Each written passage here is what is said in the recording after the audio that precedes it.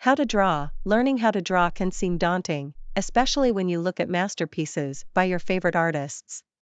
However, it's important to keep in mind that even the great masters started as beginners. Start by practicing some basic drawing techniques, then move on to more complex drawings to capture people, landscapes, animals, and more. If you keep at it, you'll likely be surprised at how quickly your drawing skills improve. Start by drawing basic lines and curves. If you're just learning to draw, start by carefully drawing the pencil over the page in a straight line. Practice holding your hand at different angles to see what gives you the most control over the pencil, along with what feels most comfortable.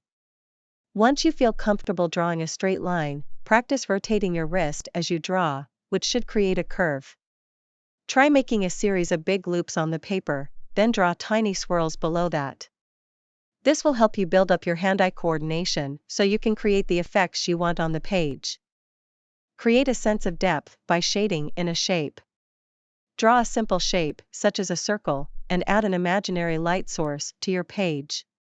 Use a pencil to lightly shade in the areas farthest from your light source, while leaving the area closest to the light source unshaded. Keep building up the shading until you have a gentle fade. You have a gradient from the darkest values at the parts of the object farthest from the light source to the lightest at the area closest to the light source. Make an object seem grounded in reality by adding cast shadows. Picture your light source, then draw a shadow on the opposite side of the object from the light. The shadow should be the same shape as the object, although it may be longer or shorter than the object itself, depending on how far away the light source is and the angle of the light.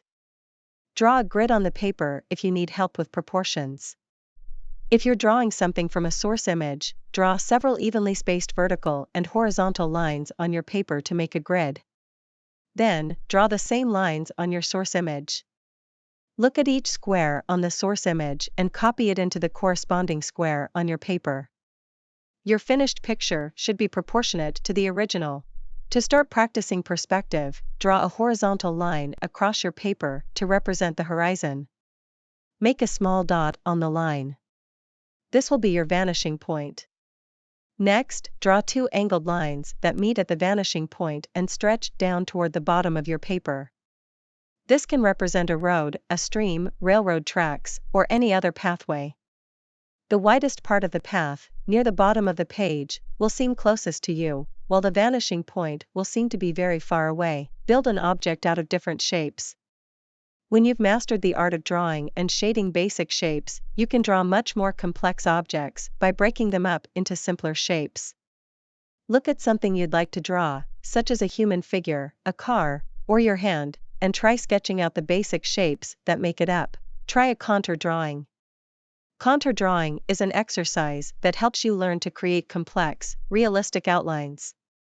Pick an object to draw and follow the outlines of the image with your eye while drawing them at the same time.